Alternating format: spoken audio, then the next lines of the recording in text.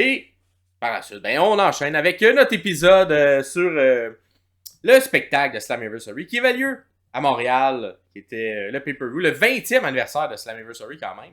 Et moi, j'étais là live pour voir, parce que j'habite pas loin de Montréal. Je vous dis, gars, je vais aller me déplacer pour venir analyser tout ça. Puis en même temps, c'est le fun parce que en 2024, j'ai pu voir les 3 principaux produits, on s'entend. La New Japan n'est pas venu faire un spectacle à Montréal. Mais, mettons, en Amérique, les 3 principaux produits, donc la All Elite Wrestling, la WWE, ainsi que la TNA, sont venus dans le dernier 9 mois à Montréal.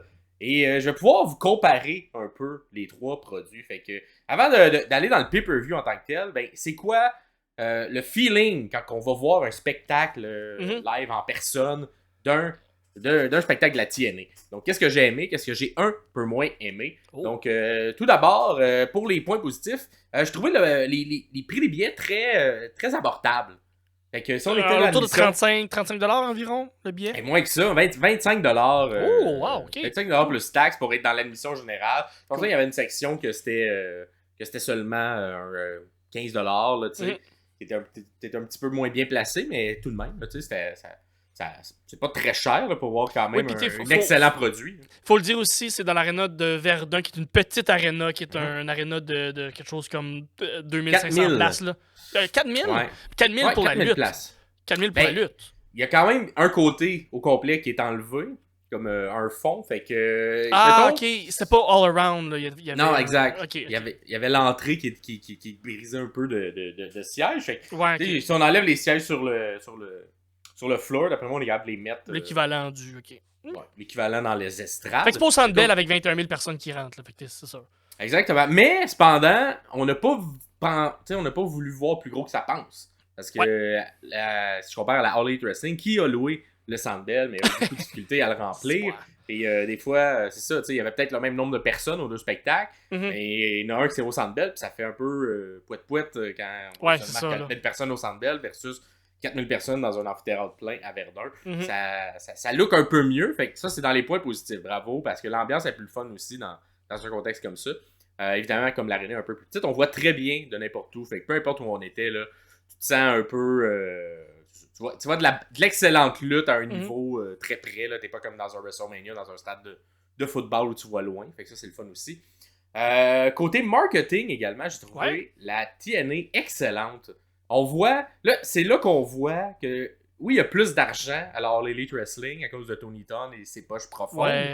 Mais il y a moins d'expérience sur comment monter, comment booker et comment vendre un spectacle dans une ville. La TNA était hyper efficace pour ça.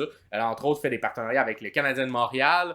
Les mascottes étaient là. Les mascottes ont eu une espèce de petit match avec Jordynne Grace. Et ça, c'est tout le temps un bon point pour faire parler des médias francophones. Également, on s'est servi des lutteurs québécois sur le roster, donc beaucoup PCO, beaucoup Mike Bailey, pour faire des entrevues, pour aller dans les médias francophones, pour tenter de vendre le spectacle et montrer à quel point c'est le fun. Et c'est ce qu'il faut faire lorsque tu es une compagnie de lutte qui vient à Montréal. Une grande partie des gens au Québec parlent français. Donc, si tu t'assois seulement sur ton produit anglophone pour le vendre, ben, tu vas manquer ta cible parce qu'il y a beaucoup de gens qui vont peut-être pas nécessairement écouter ça. Fait que là-dessus, on sent que PCO probablement a eu beaucoup d'effets là-dessus. Il a travaillé fort, là. Ça faisait un mois là, qu'il était dans tout. Il a accepté des entrevues, des apparences, des podcasts, tout. Là. Dans le dernier mois, vous voulez entendre PCO parler, vous allez trouver à quelque part où il a fait une entrevue. Il a travaillé très, très fort, puis il menait ça sur ses épaules comme un chef. Là. Ça fait 33, quasiment 35 ans qu'il est dans le monde de la lutte. Il a commencé à lutter en 87. Là. Fait que, il sait ce qu'il fait, puis il le fait très bien. Fait que bravo à PCO qui a vraiment... C'est une des raisons pourquoi l'arena était pleine, parce que PCO a fait une très bonne job. Versus, puis je pense que c'est un peu ça que tu vas dire, versus l'All Elite, qu'on n'a pas été capable de capitaliser sur un Evil Uno, sur un Daddy Magic. Parce qu'on en a des lutteurs québécois, puis tu sais, lorsque sont venus à l'All Elite, Daddy Magic était vraiment over. Et j'ai presque envie de dire à la surprise des gens de la All Elite Wrestling. Puis là, ils s'en ont comme rendu compte le jour même, puis qu'ils ont peut-être un petit peu redressé le tir lorsqu'on était à Québec plus tard dans l'année. Mais tu peux pas penser vendre un spectacle au Québec, à Montréal, sans te prendre un bon appui de la base francophone qui aime la lutte. Et pour ça, il faut que tu bookes ton spectacle en fonction que des lutteurs québécois soient mis de l'avant pour qu'il y ait un certain... que le spotlight soit sur eux, là, dans le fond. Ouais, puis j'ai l'impression que une compagnie comme la All Elite qui va à une place comme Little Rock aux États-Unis, une genre de ville au Colorado, où il n'y a pas vraiment d'indépendante de lutte, où les gens vont remplir un arena. Fine, mais c'est des gens qui vont suivre la WWE et qui ont suivi la WWE toute leur vie. À Montréal, c'est un épicentre de la lutte indépendante dans le monde. Fait que les gens à Montréal qui suivent la lutte indépendante, ou à Québec avec la NSPW, ou à Chicoutimi avec la AEW, c'est des gens qui sont courants des codes et qui sont courants des lutteurs comme Daddy Magic était connu parce qu'on l'a vu dans les Indies pendant toutes ces années-là. Evil Uno, la même chose. Les gens de Montréal, du Québec, connaissent leurs lutteurs, sont au courant de l'historique et connaissent aussi les lutteurs qui ont vu en avant d'eux dans une salle de 200 personnes. Fait qu'il faut prendre ça, faut être au courant de ça, tu sais.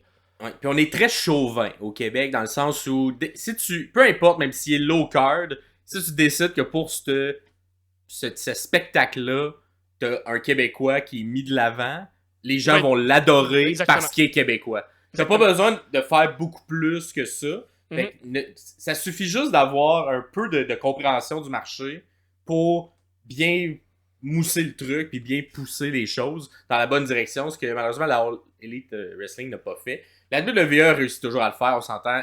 Ils ont entre leurs mains deux joyaux du Québec là, avec Sami Zayn et Kevin Owens. Puis ça arrive jamais, même un house show au Québec, que les deux ne sont pas mis au centre de toute la promotion. Parce qu'ils savent que même s'ils ont les plus grandes stars, si t'as pas un lutteur québécois puis que tu viens faire un spectacle au Québec, les foules ne seront pas aussi remplies que si t'en as un. Même si c'est un low card, mais peu importe. Fait que ça, c'est le bon côté que j'ai trouvé que la TNA a, avec le... ça fait longtemps qu'ils sont là, ça fait plus de 20 ans que la TNA existe, et ils ont bien compris le marché du Québec, puis ils ont mis toutes les pièces de puzzle, les pièces de casse-tête en place pour que ça donne une salle compte, pour que ça donne un bon spectacle, puis que la foule soit là. Et un autre exemple de bien comprendre le milieu, eh bien, c'est la marchandise, parce que c'est quelque chose qui a quand même été pointu, mais gars. Oui, Believe avec un oui en français. Exactement, les petits trucs du Québec, Joe Hendry. Fait qu'il y avait 2-3 gilets comme ça. Il y avait également un PCO qui était spécialement fait pour ça. Ce que la All Elite n'a pas fait, ce que la WWE évidemment fait toujours lorsqu'elle vient, fait toujours un chandail emblématique. Mais tu vois, la TNA, ils ont moins de moyens, mais réussissent à faire ce genre de petites choses-là que les gens vont faire « Hey, je vais le prendre ce gilet-là. » Mais ça, c'est pas des dépenses de plus pour une compagnie, c'est des revenus de plus pour une compagnie. Exact. T'as déjà des t-shirts qui sont dans la machine, change ton design, paye quelqu'un qui est déjà là dans ta compagnie anyways pour faire des designs. Elle va travailler quand même, elle est sur ton payroll. Donne-lui une tâche de créer des nouveaux designs, elle va le faire. C'est ça sa job. Fait que c'est pas supposé être... Encore là, j'ai pas le plan d'affaires la TNA en avant de moi, là, on s'entend, là, mais ça reste que d'un point de vue marketing, mais d'un point de vue business, ce n'est pas une dépense de plus, c'est un revenu de plus parce que tu vas en vendre beaucoup plus, parce que il est là, le t-shirt. Si tu le vends pas tout sur place, mets-le sur ton site, tu vas finir par tout le vendre anyways. Fait que c'est ça, je comprends pas. C'est comme si la All Elite veut tellement faire différent de la WWE qu'ils prennent des mauvaises décisions. Tandis que la WWE fait 95% bien parce que c'est la plus grosse compagnie au monde. Inspire-toi-en quand même, on s'entend. Là. Fait que tant mieux si la TNA réussit à bien faire. Exactement. Ça. Très, très bon move de la TNA. Vous voyez là, des photos, là, la table de marchandises était bien garnie. Des tailles, beaucoup de tailles différentes, beaucoup de gilets différents. Et les gros noms avaient leurs gilets, contrairement mettons, à la All Elite où il n'y avait même pas le chandail du champion. Il y avait plein de choses de base lorsque j'avais été à All Elite à Montréal que j'étais comme, mais voyons donc, qui ont juste 5 gilets un peu genre... générique, exactement. Puis qu'on n'y a pas quelque chose de... ne serait-ce que les gilets des lutteurs qui sont sur la carte. Là. Ça, pour moi, ça faisait juste pas de sens. Donc là-dessus, tu voyais le côté expérience de la TNA, même s'ils sont moins gros, mais il était efficace pour ça.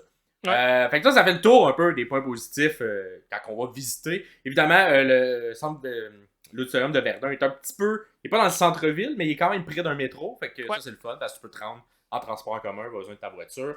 L'entrée en salle, cependant, était un petit peu plus difficile.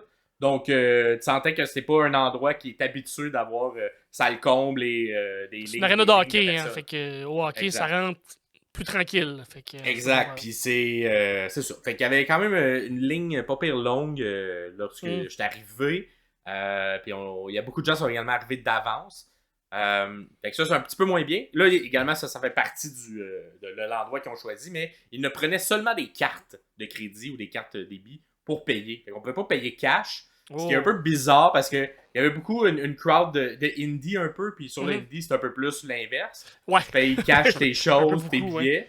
Donc, fait que j'ai vu des gens, les 2-3 fois que j'ai été m'acheter des choses, être fâchés un peu, puis faire, ben voyons donc, vous prenez pas de l'argent comptant. Fait que ça, j'ai pas l'impression que ça a rapport avec la TNA, plus que le choix d'endroit. Mais un petit point négatif là-dessus.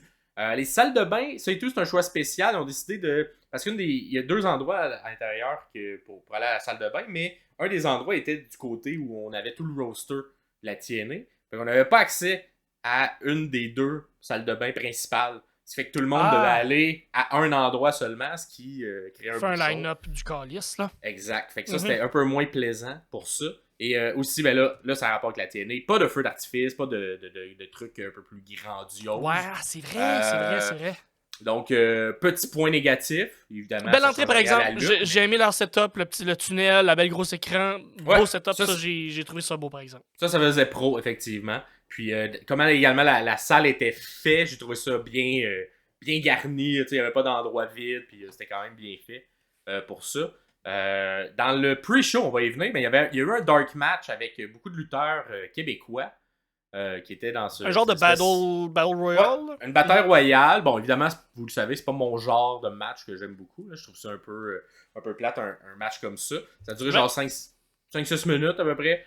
Mais ça, c'est le fun parce que ça donne 20 personnes qui sont locaux, qui leur permet d'avoir quand même un stage qui est grand. C'est probablement l'endroit où on veut lutter devant le plus de personnes. Là.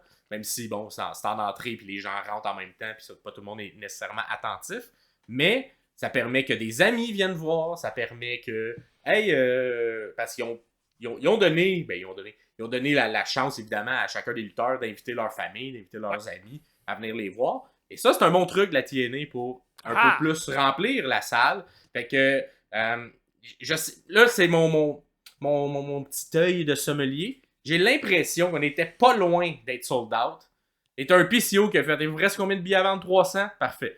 Donnez-moi un truc, puis genre, je vais dire à tout le monde qui va être sur le truc, je vais leur donner 10 billets, puis ça va faire qu'on est sold out à la fin. J'ai l'impression que c'est peut-être ça qui s'est passé, parce que on est tout de suite tombé à sold out rapidement quand il en restait à peu près 300. Et dans la même semaine, ça a été annoncé, ce match-là. Moi, j'étais d'ailleurs assis à côté d'amis, de gens qui étaient dans la bataille royale. Fait que je suppose un petit peu de ce côté-là.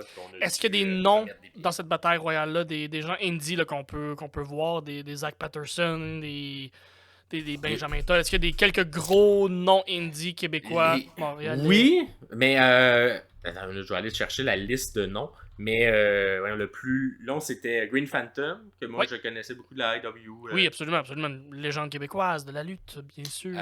Sinon, tu sais, moi, je suis un petit peu moins le circuit indépendant ces temps-ci, mais il y avait quand même, écoute, je te nomme les noms, là. Ben, Zach Patterson était là, Max Lemire. Oui. Dans les noms que je connais. Carl Leduc, qui a gagné. Et un peu le descendant des Leduc. Il avait un peu dans le même sou que ses descendants. Ouais. Puis oui, t'es là, Green Phantom.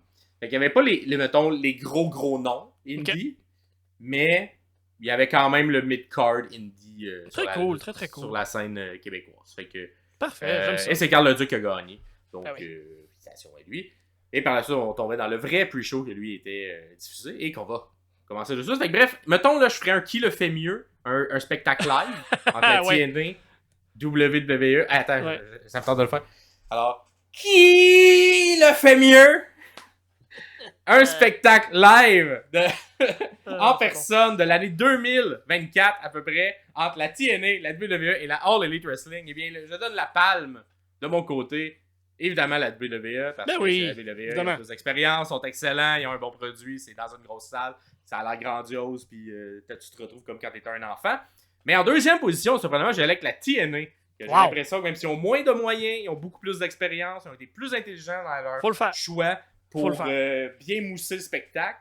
Et en troisième position, malheureusement, la All Elite Wrestling, on Ben sent oui. un manque d'expérience de leur côté, un manque de compréhension de ce que c'est vendre un spectacle de lutte encore. Même si la lutte, le produit sur la scène est le fun, autour, ça manque encore. Fait que. Eh oui.